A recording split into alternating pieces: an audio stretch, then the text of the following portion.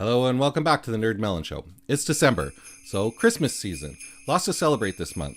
We are putting together a Christmas special that will come out a little bit closer to the big day, so look forward to that. But also 3 big birthdays in December. Of course, Jesus. Also, my mom. Her birthday is a few days after Christmas. But perhaps most relevant to this channel, we have Snow White. One of the most iconic characters in the history of animation turns 87 this month. Haste, haste, to bring her laud. That's a little Christmas Carol reference in case you didn't get that. Snow White, the movie, came out in late December 1937 to critical and commercial success, becoming the highest grossing film in 1938, but also adjusted for inflation, it is still the highest grossing animated film of all time. But that movie wasn't Snow White's actual debut. Instead, she first appeared in this comic book called Mickey Mouse Magazine, Volume 3, Number 3, from December of 1937. This came out a little bit before the movie. This comic is almost 9 decades old, so needless to say, it is really scarce, especially in high grade. CGC only has 21 of these on the census, so you'd think it'd be worth as much as petrified queen's poop, but it's not. When it comes to first appearances of similar yet less iconic characters, this Mickey Mouse Magazine sadly underperforms. So for example, first appearances of Casper the Friendly Ghost, Hot Stuff, Jiminy Cricket, or other leading ladies like Sabrina the Teenage Witch or Veronica Lodge from the Archie series all outsell Snow White despite these characters being arguably less iconic. And here are 10 examples. These represent the most recent sale of similar grade and low population numbers. Most are self-explanatory, but I have a few exceptions and comments to make. First, our base comic sold for $6,600 in February of 2023. Number 2 here sold for less than the $6,600, but the grade was also a lot lower. We have a special little segment at the end of the video for this comic. And incidentally, Hot Stuff is awesome, and I'd love to see him in his own standalone animated movie sometime in the future. Number 7, this is another Mickey Mouse magazine featuring the first appearance of Jiminy Cricket. Now, one could argue that if this was the first appearance of Pinocchio, then it might be at least as equally as iconic, but it's not Pinocchio's first appearance. I don't think anyone would ever consider Woodboy's cricket sidekick to be iconic at all. Number 8, the publishing date discrepancy here is what really hurts on this one. Number 9, note the 2.0 grade. Anything similar to Snow White's 9.4 would be selling in the hundreds of thousands. And finally, number 10, perhaps the most similar sale and the most perplexing. This issue has no first appearances, not considered an iconic cover. It really has nothing going for it except that it features the 7 dwarves, no Snow White appearance.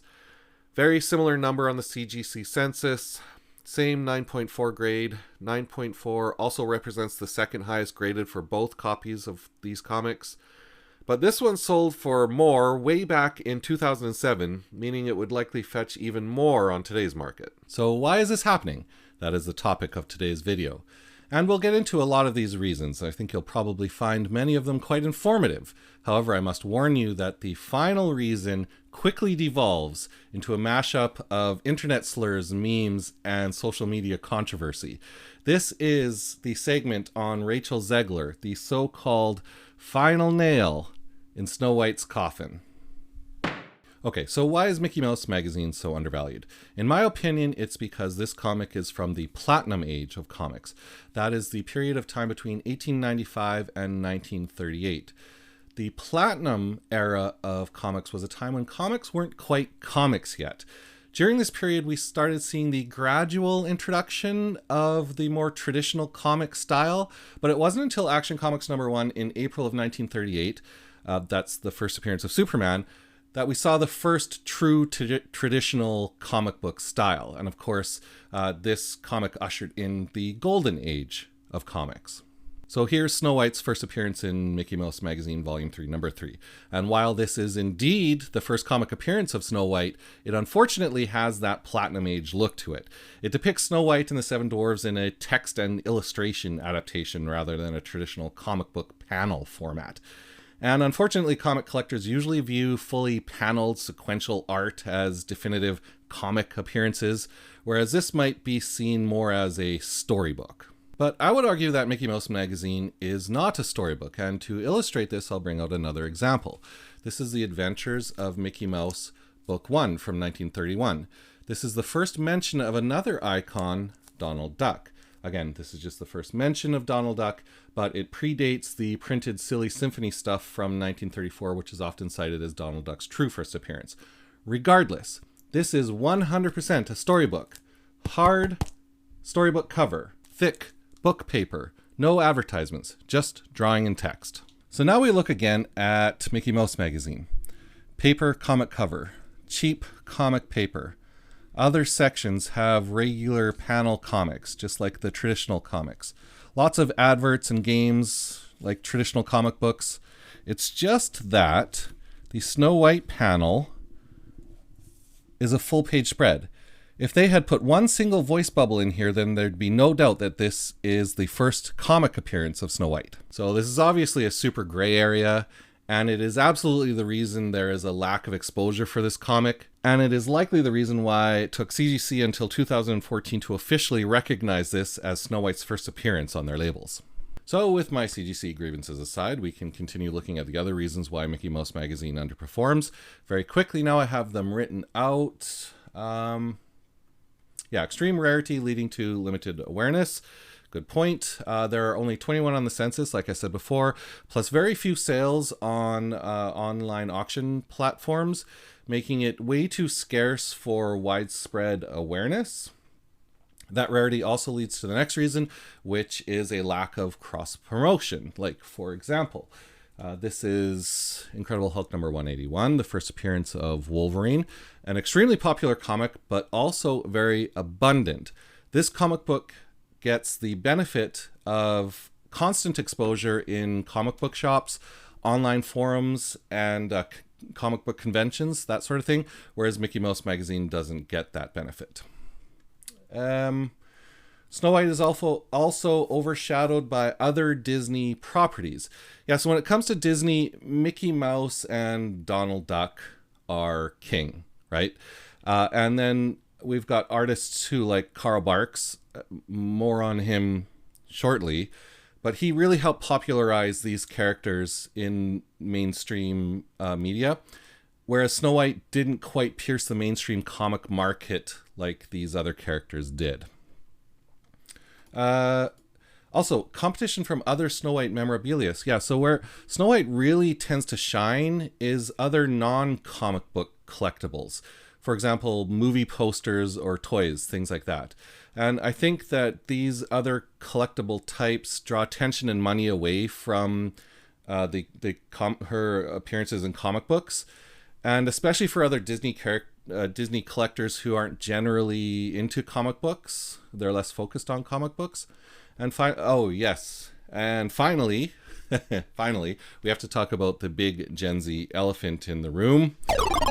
Disney's live-action bastardization of Snow White and the Seven Dwarfs, starring the internet's most insufferable Gen Zer, Rachel Zegler. Rachel, of course, has been cast as the titular character Snow White in the Disney live-action remake, alongside her co-star Gal Gadot as the Evil Queen. So, strap in while we discuss the final nail in Snow White's coffin. So, Mickey Mouse Magazine has really had a hard time of getting any attention. What it really needs is a major blockbuster movie to start generating some curiosity in this comic. And we all know the story. A character from a dollar bin comic shows up in a movie. That movie becomes really popular, and then now all of a sudden everybody wants that character's first appearance. The best example of this is Deadpool from New Mutants number 98. This was a $5 comic book before the 2016 Ryan Reynolds movie, which went on to become the highest grossing R-rated movie of the time. And now you can see 9.8 newsstand editions of this comic going for as high as $3,800. And remember how I said there were only 21 Mickey Mouse magazines on the CGC census? Well, there are over 30,000 New Mutants 98 on the CG census. Every single kid on the block had a copy of this when it hit the shelves back in 1991. So if anything was going to revive this very old scarce Platinum Age comic, then a big Disney blockbuster was just what the doctor ordered. But if the movie sucks, then comic speculation dies quickly, and so does the value of the comic. Like this comic, for example. Where is it here? Eternals #1, first appearance of the Eternals. Quite a bit of speculation with this comic prior to the movie in 2021, but then the movie bombed, and nobody wanted this comic anymore. So I think you can see where I'm going with this, right? Next, Disney announces a live-action remake of Snow White, and I'm thinking, sweet! Finally, after a lifetime of waiting, this comic's going to finally get some attention. But this is Disney after all, and they've done nothing but shit since Endgame. So the first trailer for Snow White releases, and it gets ratioed to absolute hell. And of course it did. To begin with, people are already sick of these soulless Disney remakes. Just think about it. Little Mermaid, Cruella, and Mulan. Although I liked Mulan because I thought the lead actress was hot. But it was already looking bad, and then we had the ridiculous Peter Dinklage controversy where he accused Disney of perpetuating outdated stereotypes on dwarfism, which pissed the internet off. Disney reacted and then created, instead of dwarves, we had magical creatures. Eventually, the whole thing just morphed into this abomination.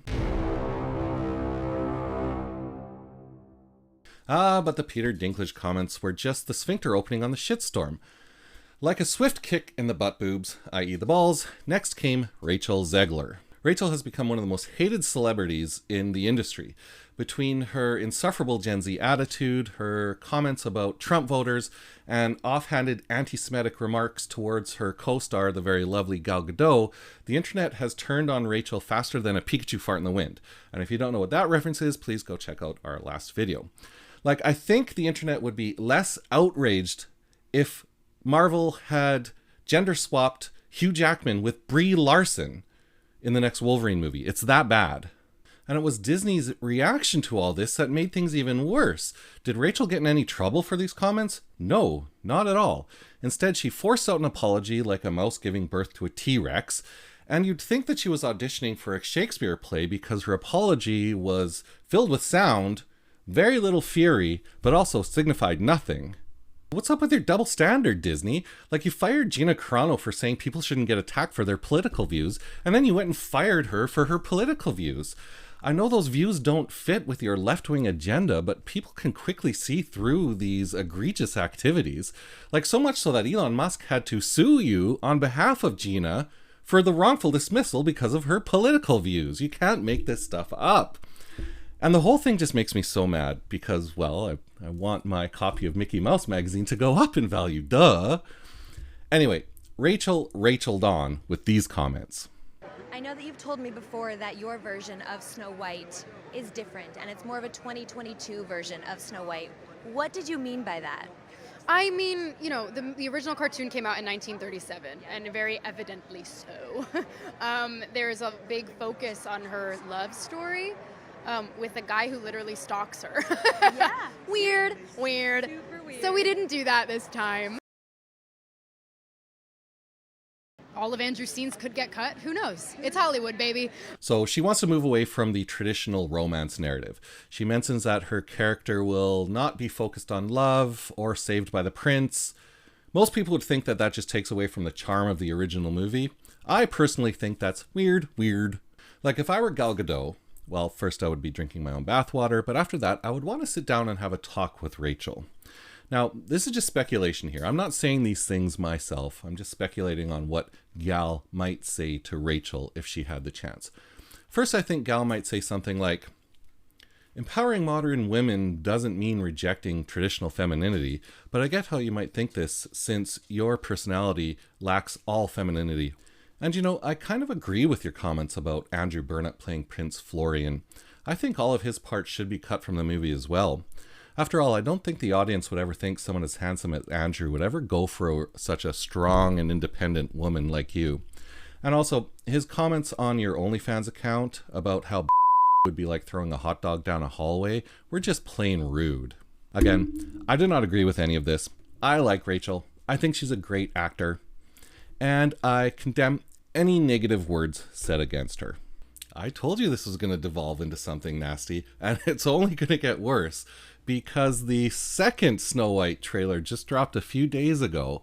And as of the filming of this video, it's got 5.4 million views, so substantial, 25,000 likes to over 635,000 dislikes, completely ratioed to hell, absolutely destroyed.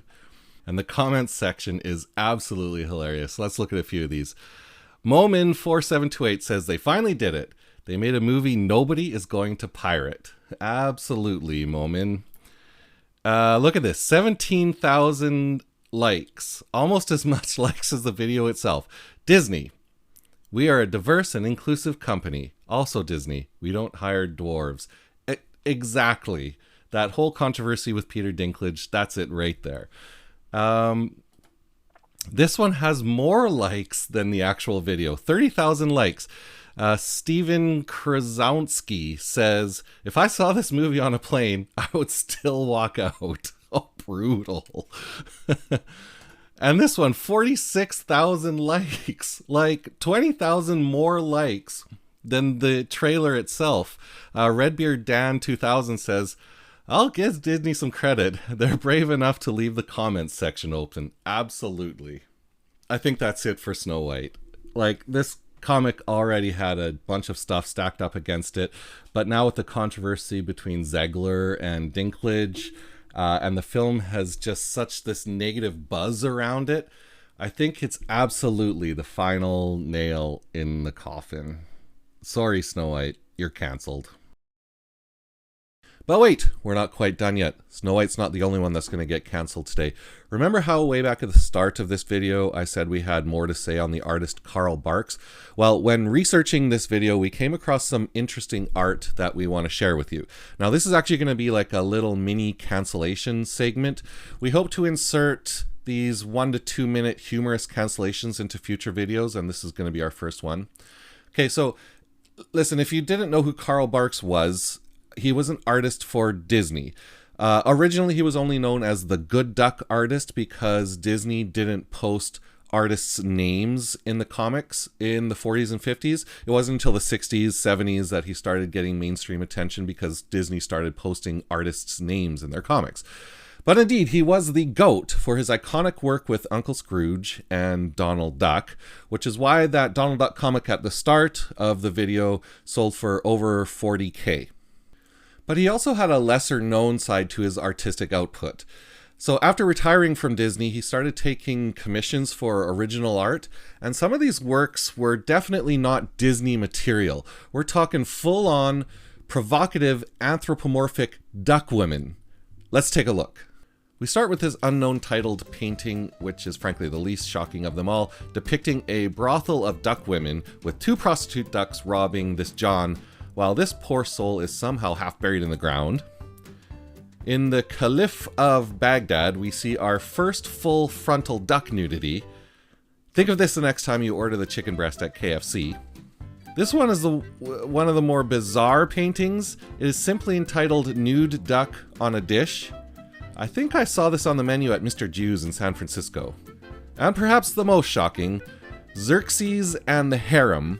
Between this guy's duck tongue, this giant black duck, and the voluptuous duck babe in the background, I think this one shocks Disney purists the most. For the few who knew of this art, most didn't like it. They felt like it clashed with Disney's wholesome image and their legacy. But while you might think that we were going to be canceling Carl for this work, then I don't think you've been watching or paying attention to this channel's lewd take on pop culture collecting. No, in fact, we like this work. We're proud of Carl for not being afraid to release this provocative stuff. These came out long before cancel culture, but he still had this wholesome legacy that he had to uphold, and he took a big risk to that legacy by releasing these paintings. So no, instead of canceling Carl, we are canceling the prudes who made a fuss about this unique art form from the duck goat. Duck goat, get it? Duck goat, greatest of all time, yeah. So what do you think about this Mickey Mouse magazine being the first appearance of Snow White? Let me know in the comments down below. And while you're down there, why don't you tell me what you think about the Rachel Zegler controversy? Because I'm always interested in hearing that sort of thing. That's it for today's show. Please take note of this comic book. It's going to show up again in our Christmas special in a few weeks. And if you liked this video and you haven't done so already, please don't forget to like and subscribe. Every little bit helps. And that's it. I will see you on the next episode of The Nerd Melon Show. Bye-bye.